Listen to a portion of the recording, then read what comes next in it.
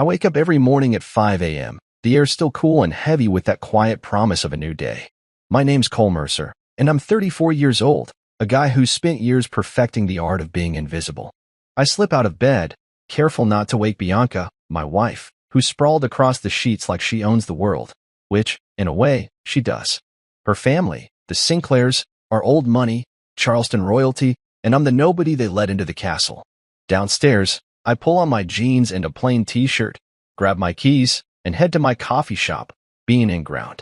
It's a small place, all exposed brick and warm lights, tucked on a corner of downtown where the tourists wander and the locals linger.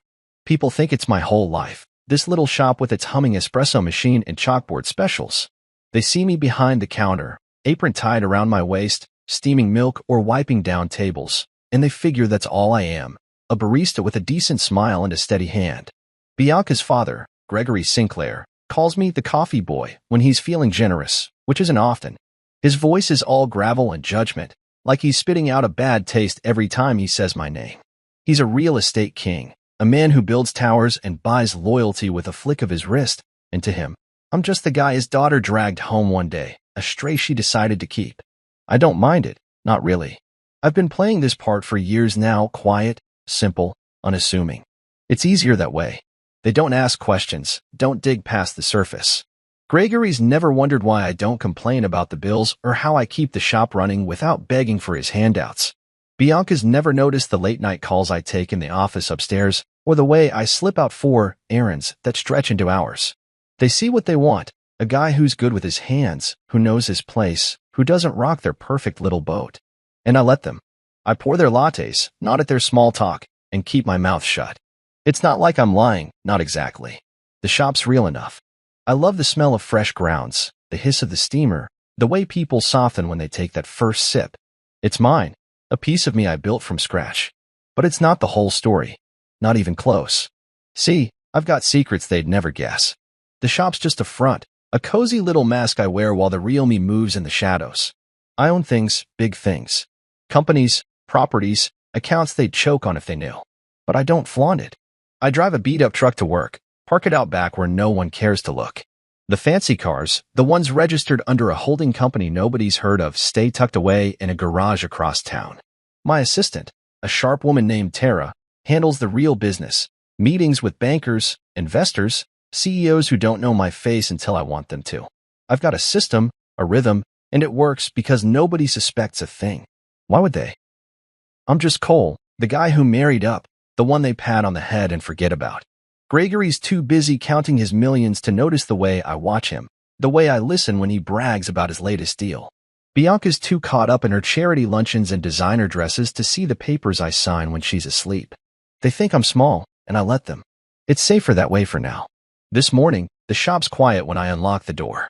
I flip on the lights, start the grinder, and let the routine take over. The first customer's an older guy, a regular who likes his coffee black and his newspapers crisp. He nods at me, mumbles something about the weather, and I nod back. It's simple, this life I show them. Comfortable. But as I wipe down the counter, I can't help thinking about last night. Another dinner at the Sinclair mansion, another round of Gregory's jabs. How's the coffee game, Cole? He'd asked, smirking over his whiskey. Keeping the lights on? The table laughed. Bianca squeezed my hand under the cloth, and I just smiled. They don't know I could buy that mansion twice over and still have cash to burn. They don't know I've been watching, waiting, letting them dig their own graves with every word. One day, they'll see. One day, I'll step out from behind this counter and show them who I really am. But not yet. For now, I pour another cup, listen to the hum of the morning, and keep my secrets close. The game's still mine to play. The air feels thick tonight, heavy with the scent of money and perfume as I step into the Sinclair Company Gala. It's their annual show-off, held at some 5-star resort just outside Charleston where the chandeliers drip crystals and the waiters glide around with trays of caviar like it's no big deal. I'm Cole Mercer, and I'm here because Bianca begged me to come. She's in her element, shimmering in a silver dress that hugs her like a second skin, her blonde hair swept up in a way that screams elegance.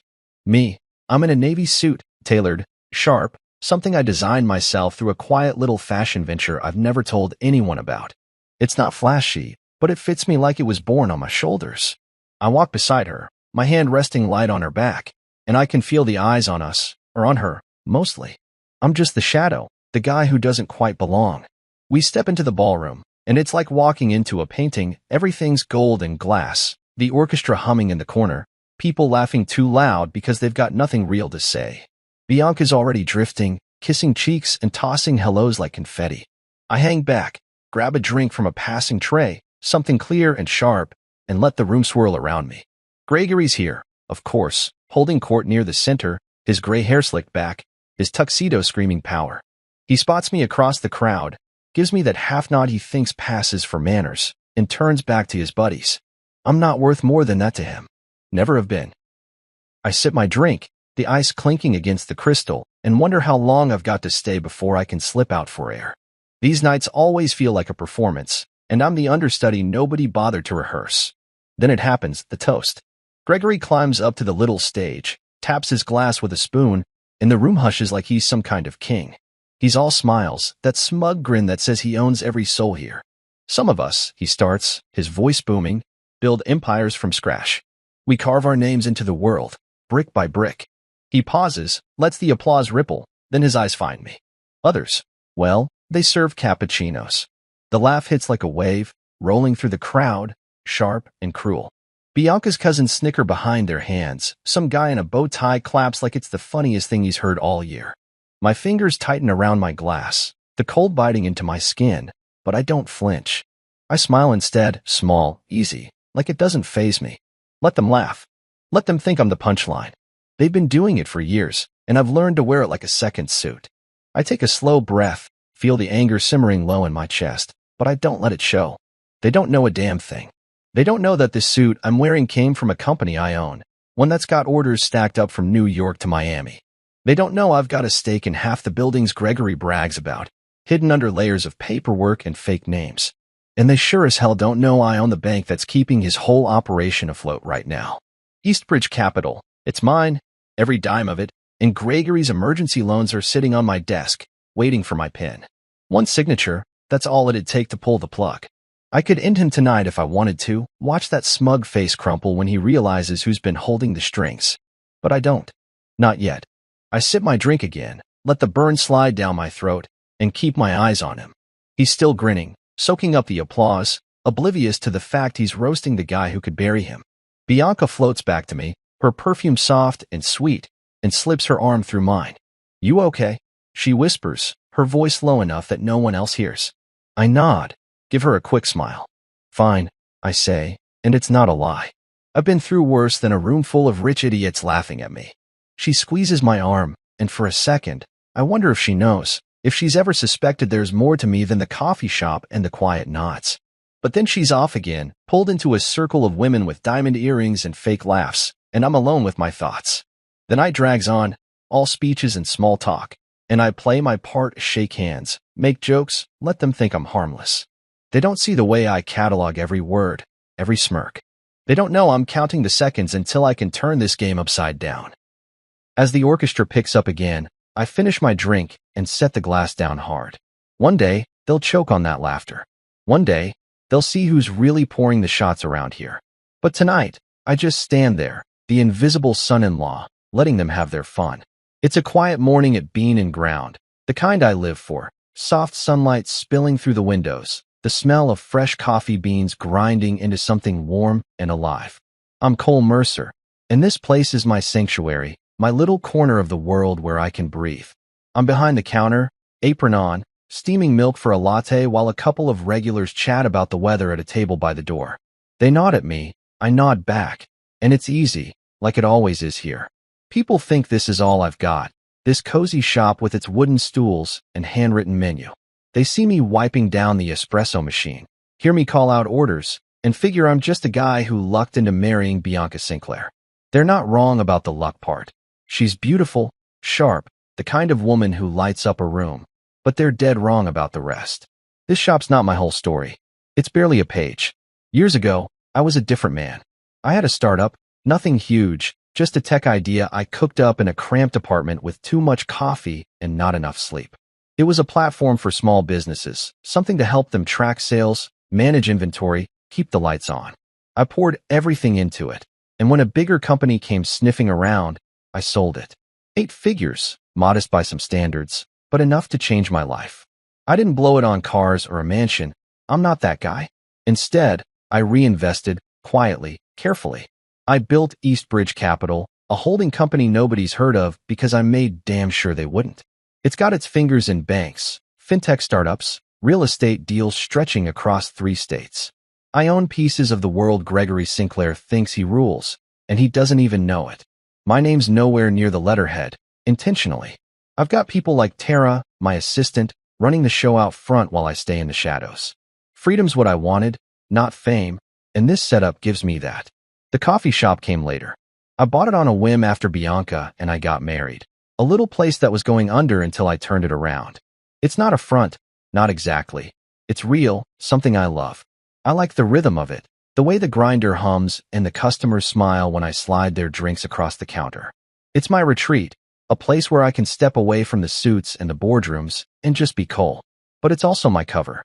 Nobody looks twice at a guy pulling shots of espresso all day. They don't wonder where the money comes from, how I afford the house Bianca and I live in, or why I don't flinch when Gregory tosses his insults my way. They see the apron and stop asking questions. It's perfect, really. Lets me move through their world without them ever suspecting I'm playing a bigger game. This morning, as I hand a black coffee to a guy in a faded jacket, I think about how it all started. Back when I sold that startup, I could have gone loud, bought a yacht, flashed the cash, made sure everyone knew my name. But that's not me. I grew up with nothing, just a single mom who worked doubles to keep us fed. I learned early that loud gets you noticed, but quiet gets you power. So I built my empire brick by brick, silent as a whisper, and watched it grow. Eastbridge isn't just some side gig, it's a machine. Mid-sized banks answer to me, fintech apps I funded top the charts, and real estate portfolios fatten my accounts while I'm here steaming oat milk.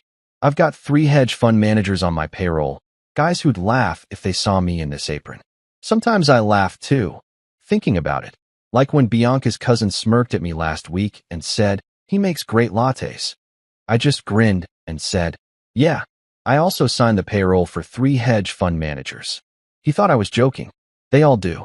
I finish the latte, slide it to a woman with a laptop and a tired smile, and wipe my hands on a towel.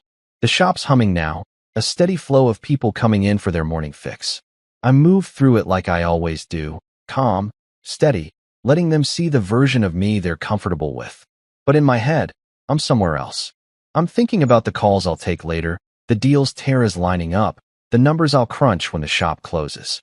This life I've built, it's a balancing act, 1 foot in their world, 1 foot in mine.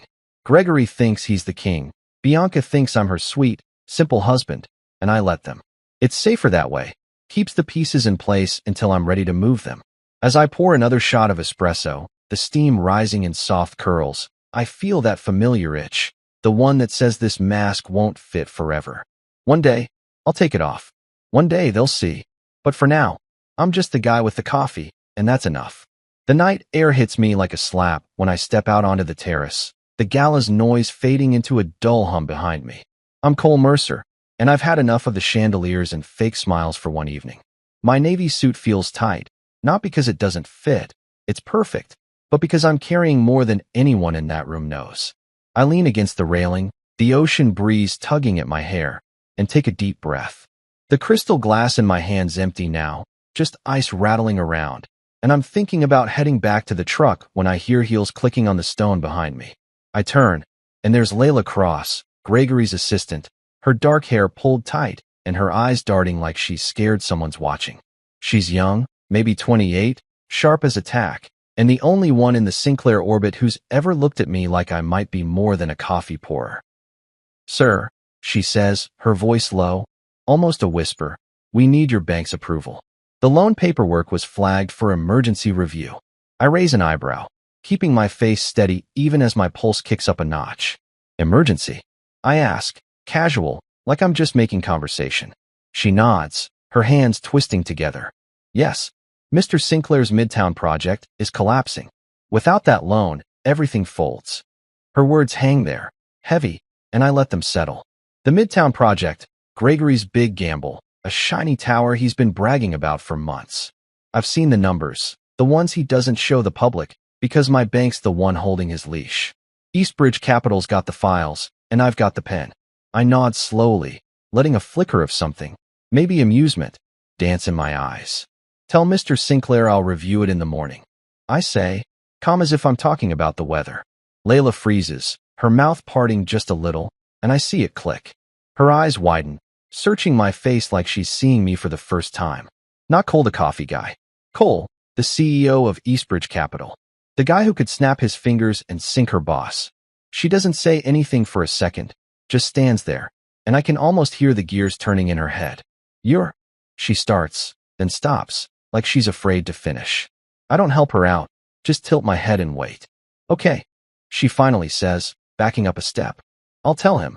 She turns and hurries off, her heels clicking faster now, and I'm alone again with the night. I set the glass on the railing, the ice glinting under the terrace lights, and let out a slow breath. This is it, the first crack in the mask I've worn for years. Layla's smart. She'll figure it out, maybe even whisper it to someone else. But I'm not worried. I've been waiting for a moment like this, a chance to let the truth peek out without me having to shout it. Gregory's in trouble, and he doesn't even know it's me holding the lifeline. That toast he gave earlier, the one where he roasted me in front of his fancy friends, echoes in my head. Others serve cappuccinos, he'd said, and they'd laughed. Now he's the one begging, and I'm the one deciding. I shove my hands in my pockets and stare out at the water, the waves rolling in soft and steady. I could sign off on that loan tonight. Keep his project afloat. Let him keep strutting around like the king he thinks he is. Or I could let it sit, let him sweat, let him figure out how deep he's dug himself. Eastbridge has the power here, and I've got Eastbridge. It's a strange feeling, standing out here with the wind in my face, knowing I've got a man like Gregory Sinclair by the throat, and he doesn't even see it yet. I think about the shop, the quiet mornings, the way I built this whole other life while they all looked the other way. The coffee's real. I love it, always will, but it's the smallest piece of me.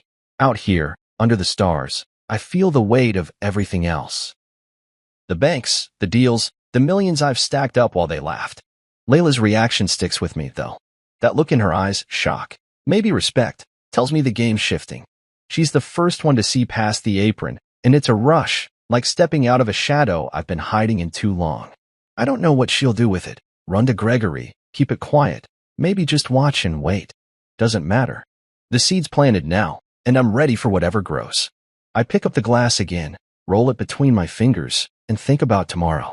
I'll go into the office, not the shop, the real office, and pull those loan papers. I'll sit at my desk, the one with my name in brass, and decide what happens next. Gregory's fate's in my hands, and for once, I'm not invisible. The gala's still buzzing behind me, but out here, it's just me and the truth. I smile to myself, small and sharp, and head back inside. One way or another, morning's gonna be interesting. The sun's barely up when I pull into the parking lot of Eastbridge Capital's downtown office, the truck's engine rumbling low as I kill it.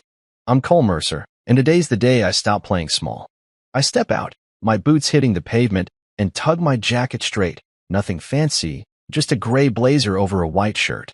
But it's enough. The building's sleek, all glass and steel, the kind of place Gregory Sinclair would strut into without a second thought. Except today, he's coming to me, and he's got no idea what's waiting. I push through the front doors, the air cool and crisp inside, and the receptionist, Emma, a no-nonsense woman with a tight bun, looks up from her desk. "Morning, Mr. Mercer," she says, her voice smooth, professional. I nod back, "Morning," and keep walking. My name's etched in brass behind her, Cole Mercer, CEO, but most folks who come through here don't connect it to the guy in the coffee shop apron. That's how I've kept it until now. I'm barely settled in my office, big windows, dark wood desk, a view of Charleston waking up, when Emma buzzes me. "Mr. Sinclair's here," she says through the intercom. "Send him in," I reply, leaning back in my chair. The door swings open a minute later, and there he is. Gregory Sinclair, storming in like he owns the place, his face red, his tie a little crooked. He's got that look, anger mixed with panic, and it's almost funny how fast the king's crown's slipping. "I need to speak to your director," he growls, not even glancing at me yet, his eyes darting around like he's expecting someone else. Emma's voice cuts in from behind him, calm as ever. "You have an appointment with Mr. Mercer." Gregory freezes, his head snapping toward her. "Mercer," he says, like the name's a bad taste. "Yes," she replies, unfazed. Mr. Mercer, our CEO. She shuts the door as she leaves, and the silence lands hard. He turns to me then, slow, like he's moving through mud, and I see it. The moment his world tilts. His face goes pale, sour milk white, and his mouth opens but nothing comes out. I stand up, casual, and walk around the desk, the loan papers in my hand. Coffee guy, he whispers, his voice cracking like thin ice. I stop, meet his eyes, and set the papers down on the glass table between us. Owner, I say, my voice steady, calm. And this coffee guy just denied your emergency loan. I tap the stack, the red denied stamp glaring up at him, and watch his jaw tighten. He doesn't move, doesn't speak, just stares at me like I'm a ghost who stepped out of the walls. I've waited years for this, years of his jabs, his smirks, his cappuccino cracks, and now here we are, the barista and the tycoon, and I'm the one holding the keys. Cole, he finally says, his tone shifting, softer now, like he's testing the water. You don't understand what this means. I tilt my head, lean against the desk, and cross my arms. I understand plenty, I tell him. I understand your Midtown project's a house of cards. I understand you've been scrambling for cash because your investors are pulling out. And I understand my bank's the only thing standing between you and a very public fall. His eyes narrow, but there's fear there, flickering behind the bluster. You can't do this, he says, stepping closer. Your family. I laugh quiet, sharp, and it stops him cold. Family. I echo. Family doesn't roast me in front of a room full of strangers. Family doesn't treat me like a stray dog Bianca dragged in. You've never seen me, Gregory. Not once. And now you're paying for it. He blinks, and I see the shift. He's not used to being on this side of the table. What do you want? He asks, his voice low, desperate. An apology? Money? Name it. I shake my head, slow, deliberate. I don't want anything from you, I say. I've got everything I need right here. I gesture at the office, the papers, the life I built while he was busy laughing. This isn't about revenge. It's about respect. And you've got none to give. He stares at the denied loan docs, his hands flexing like he wants to grab them, tear them up, make it all go away. But he can't. You're ruining me, he says, almost a whisper. No, I correct him. You did that yourself. I just stopped bailing you out. I walk back to my chair, sit down, and let the silence stretch.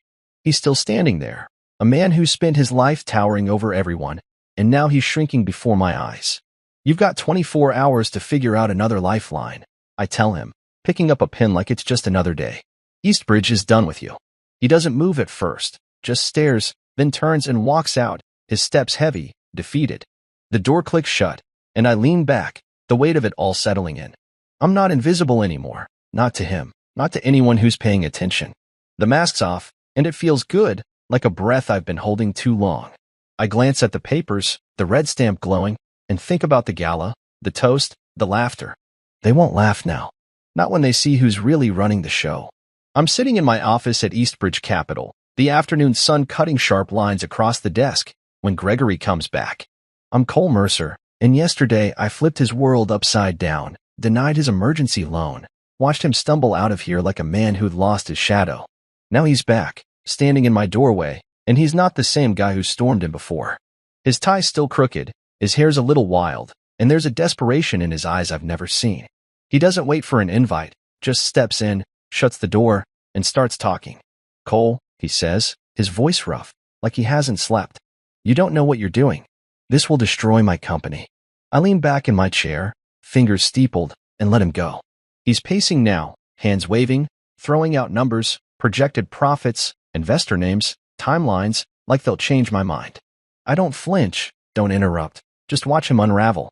He stops, plants his hands on the table, and looks at me, really looks at me, for maybe the first time since I married Bianca. I've built this from nothing, he says, his voice cracking. 40 years, Cole? 40 years of sweat and deals and sleepless nights. You can't just pull the rug out like this. I nod, slow, like I'm thinking it over, but I've already seen the files. Eastbridge's analyst tore through his books last night. Every transaction, every loan, every shady move he's made to keep his empire afloat.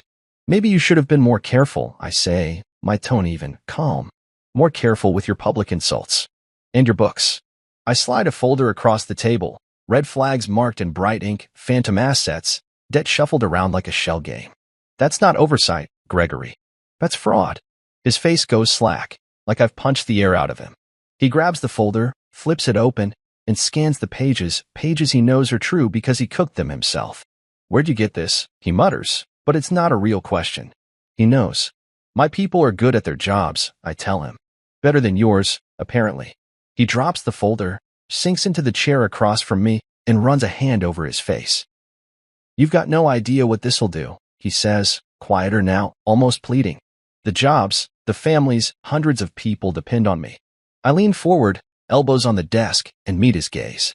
"Then you should have thought about them before you started laundering debt," I say. "Before you stood up at that gala and made me the joke of the night." He flinches, and I see it, the memory of that toast hitting him like a brick. "Some of us build empires," he'd said, smirking while they laughed. Now he's not laughing.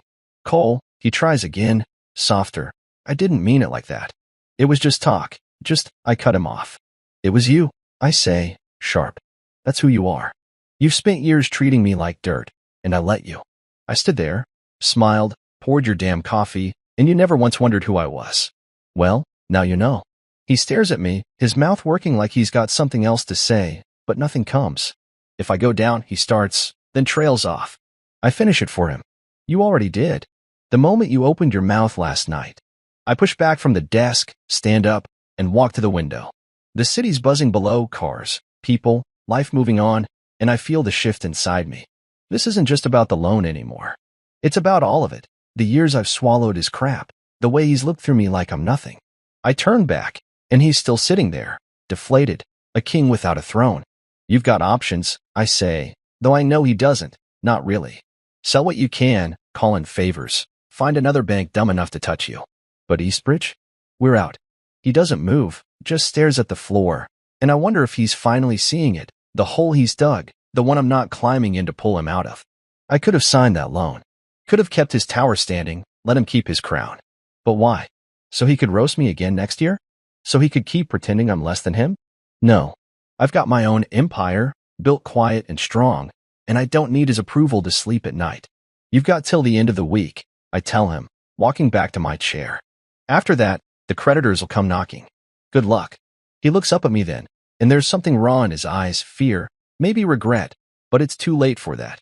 He stands, slow, like his bones ache, and heads for the door.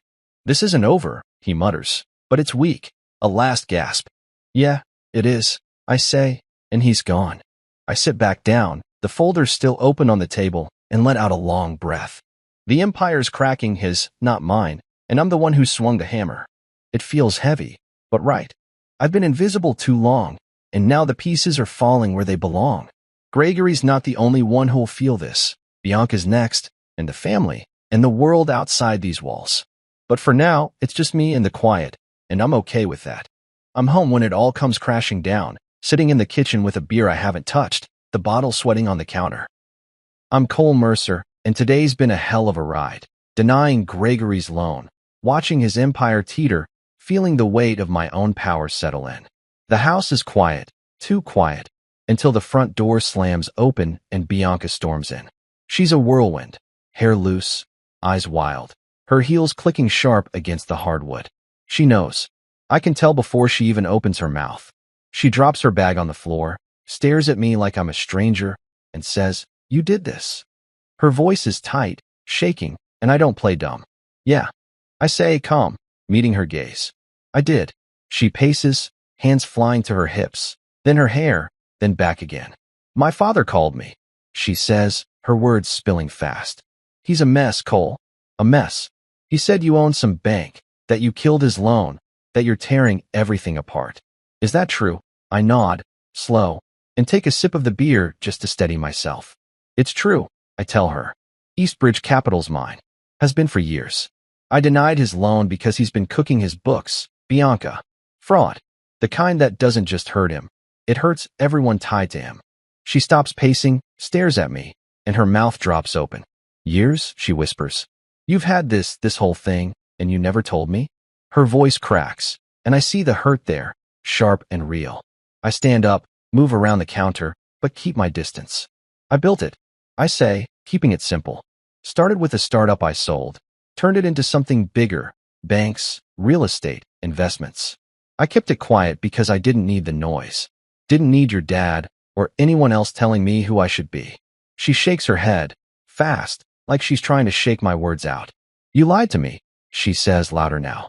All this time, I thought you were just the coffee shop guy. My husband, the sweet, simple guy who married me. And you're what, a billionaire? Some secret king.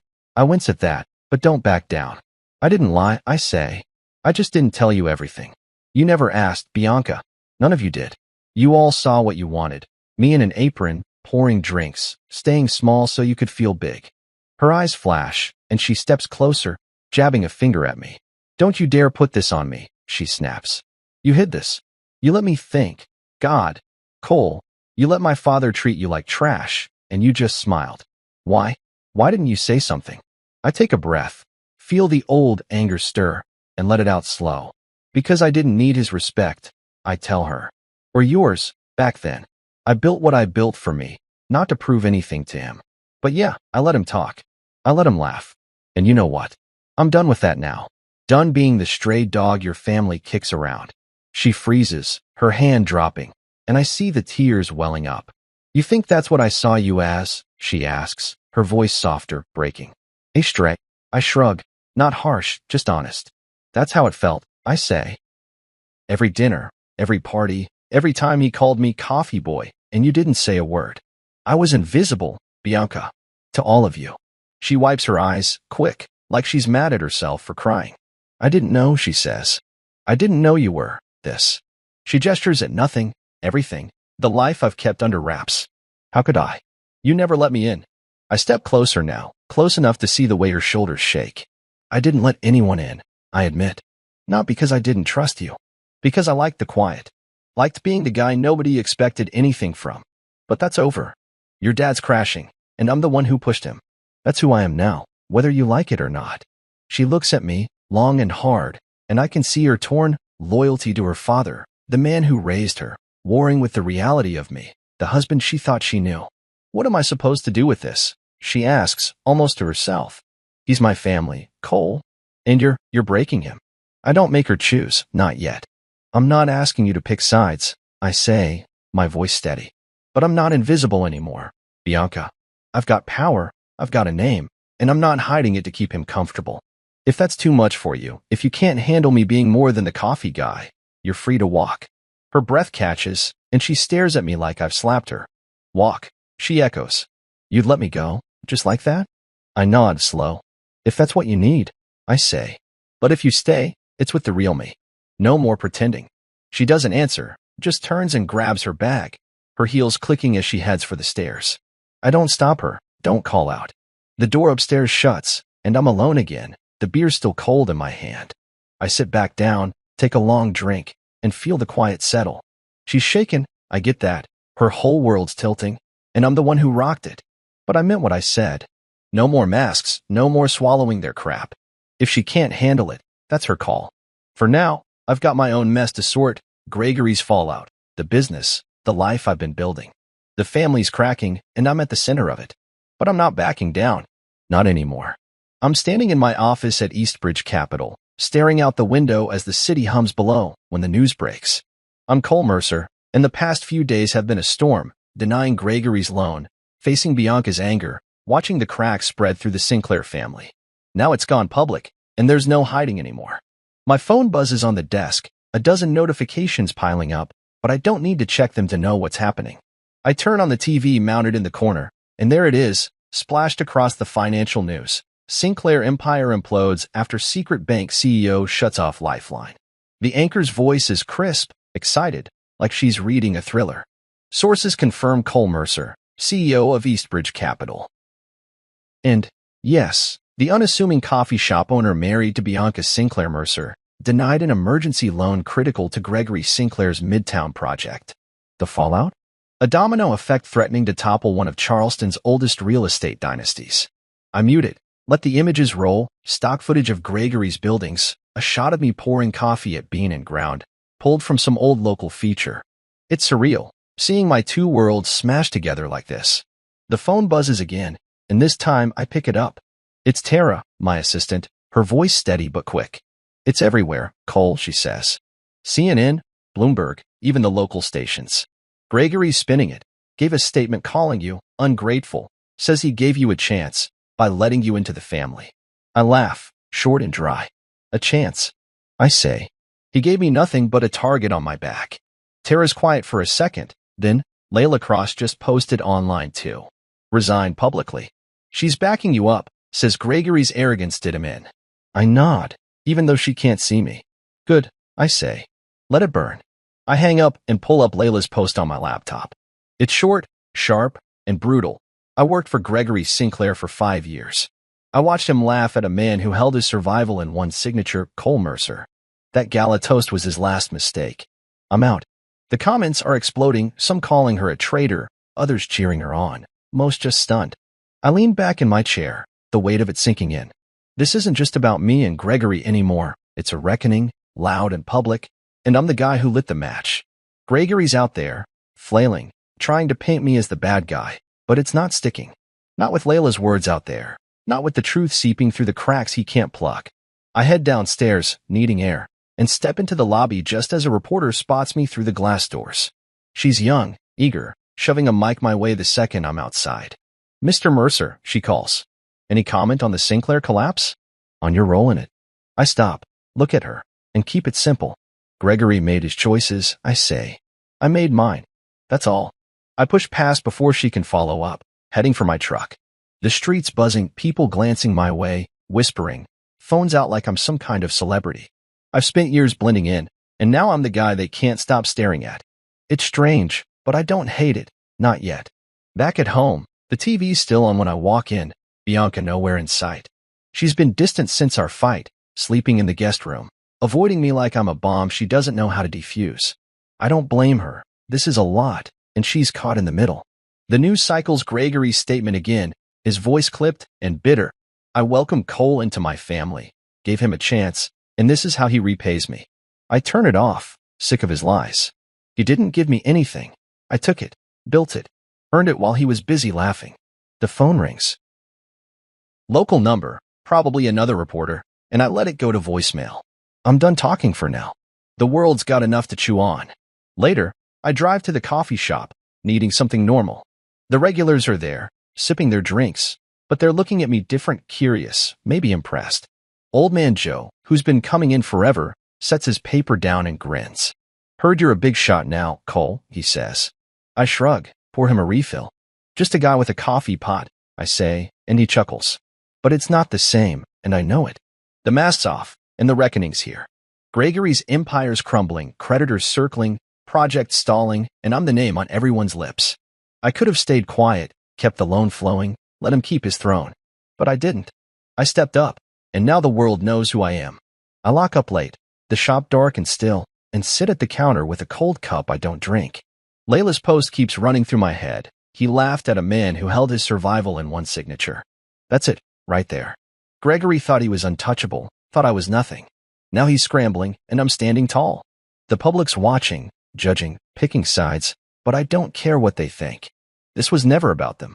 It was about me, about respect, about taking back what I let him steal every time he opened his mouth. I head home, the city lights blurring past, and feel the shift. The barista's gone. The king's here.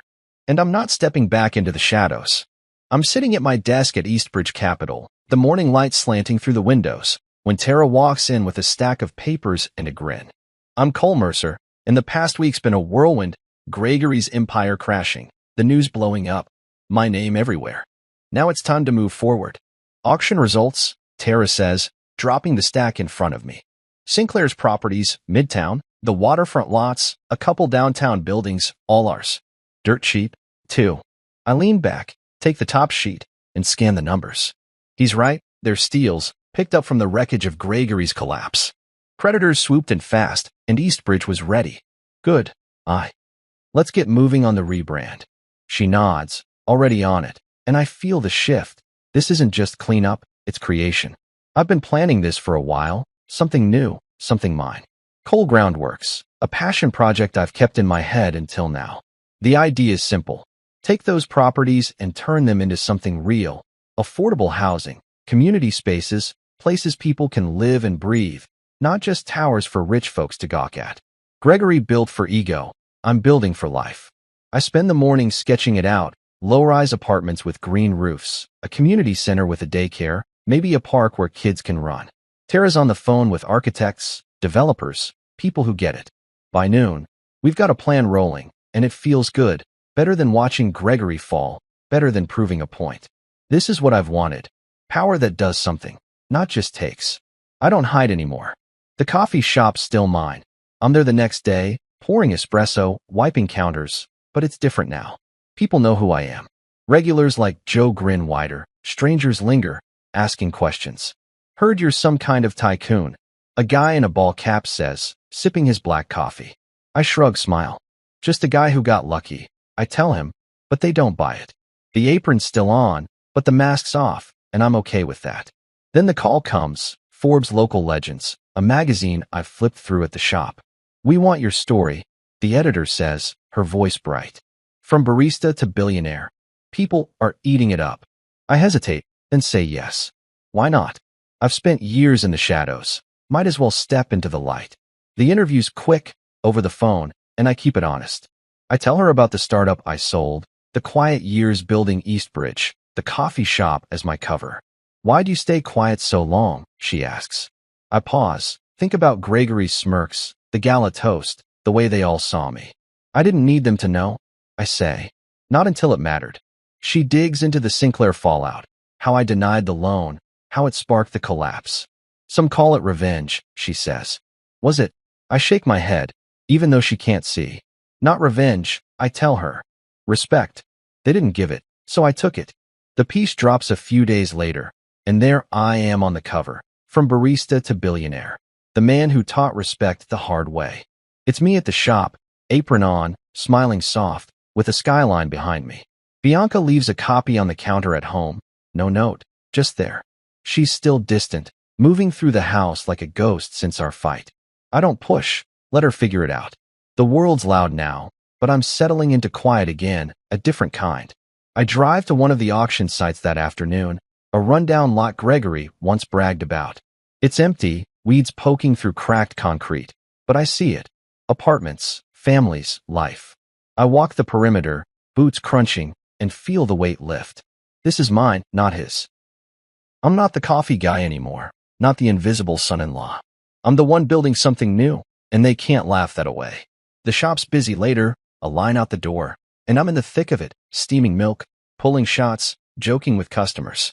A kid asks for my autograph, holding up the Forbes cover, and I laugh, sign it with a marker from the drawer. You're famous, he says, grinning. Maybe, I tell him, sliding his hot chocolate across. We're just lucky. But it's more than luck. It's years of work, of watching, of waiting for the right moment. Gregory's gone quiet. Creditors took what was left. His name's mud. But I don't gloat. I don't need to. The reckoning's done, and I'm still standing. Night falls, and I lock up, the shop dark and still. I sit at the counter, the magazine open in front of me, and read the headline again. Billionaire. It's real now, not just numbers in an account. I've got power, a voice, a chance to do something good. Cold Groundworks is just the start, more projects, more change. I'm not loud about it. Don't need to be. The world's watching, but I'm still me, quiet, steady, the guy who knows how to wait. I flip off the lights, head home, and feel the calm settle. They laughed once. Now they see. And I'm just getting started. It's a cool evening when I'm at Bean and Ground, the shop winding down after a busy day. I'm Cole Mercer, and the last few months have been a ride: Gregory's collapse, the public fallout, building Cold Groundworks from the ashes. Now I'm here, behind the counter, pouring a cappuccino for an old man who's got his nose in a book. The foam swirls just right, and I slide it across with a nod. He mumbles a thanks, doesn't look up, and I smile to myself. This place still feels like home, even with everything else spinning around me. The door chimes, and I glance up. Bianca's standing there. No entourage, no flash, just her in a simple coat and jeans. Her eyes are soft, a little red, and she's holding herself like she's not sure she's welcome. I wipe my hands on a towel, keep my face steady, and wait. She steps closer, stops at the counter, and looks at me, really looks, like she's seeing me for the first time in weeks. You were never small, she says, her voice low, almost breaking. They just needed me to be, I reply, keeping it simple, honest. She nods, slow, and I see the tears glisten, but she blinks them back. I'm sorry, she says, and it's real sincere, not forced. For not seeing you. For letting them. For everything. I don't say anything right away, just lean against the counter and let her words hang there. It's been tense since our fight, her pulling away, me giving her space. But this feels different, like she's finally catching up to who I am. I grab a mug, start pouring her a coffee, her usual, black with a hint of cinnamon, and slide it over. No bitterness left, I say, tapping the rim. Just a full-bodied finish. She laughs, soft, and it's the first time I've heard that sound in too long. She takes the mug, wraps her hands around it, and sits on a stool. I read the Forbes piece, she says, sipping slow. It's good. True. I nod, grab a rag, and start wiping down the espresso machine, just to keep my hands busy. It's me, I tell her. All of it. She sets the mug down, looks at me again. I didn't know what to do, Cole. With Dad falling apart, with you being this. I was mad, scared. But I get it now. You didn't owe us anything. I stop wiping, lean on the counter across from her. I didn't do it to hurt you, I say. Or him, even. It was about me, about not being the guy they walked over anymore. She nods, her fingers tracing the mug's edge. He's gone quiet, she says. Sold the house, moved somewhere smaller. He's not fighting anymore. I don't say anything to that, just let it sit. Gregory's done, and I don't need to kick him while he's down. And us? I ask, keeping my voice even. She looks up, holds my gaze. I don't want to walk, she says. I want to try. With you, all of you, not just the coffee guy. It's not a promise, not a fix, but it's something. I nod, slow, and pour myself a coffee too. We sit there, the shop empty now except for the old man in the corner, and it's quiet, comfortable, like it used to be before everything blew up. I'm still me, I tell her. The shop, the coffee, it's not a lie. Just not the whole story. She smiles, faint but real. I like that story, she says. And the rest of it too. I don't push for more, don't need to. She's here, and that's enough for now. I finish my coffee, glance out the window at the city moving slow beyond the glass. It's strange how it all turned out. I spent years invisible, letting them laugh, building something they couldn't see. Now the world knows, Gregory's down, I'm up, and the pieces have settled. I think about the gala, that toast, the way they roared while I stood there with a smile. They don't laugh now. They can't. I've got Eastbridge, Coal Groundworks, a name that means something. But this shop, this little corner, it's still where I feel right. I lock up after Bianca leaves, promising to talk more at home, and stand outside, the night air cool on my face. I think about justice, how it brews quiet, slow, until it's ready. Gregory thought he held the power, thought I was nothing. But I watched, waited, built my own. Now he's the one fading, and I'm the one standing. It's not loud, not flashy, I don't need it to be. The old man's gone, the shop's dark, and I head to the truck, the keys jangling in my hand. Bianca's waiting, the projects are rolling, and I've got no regrets. Sometimes the world's loudest people overlook the quietest power, I think, climbing in. That's where I won, where I'll keep winning. The engine starts, and I drive home, the city lights fading behind me, the final cup poured.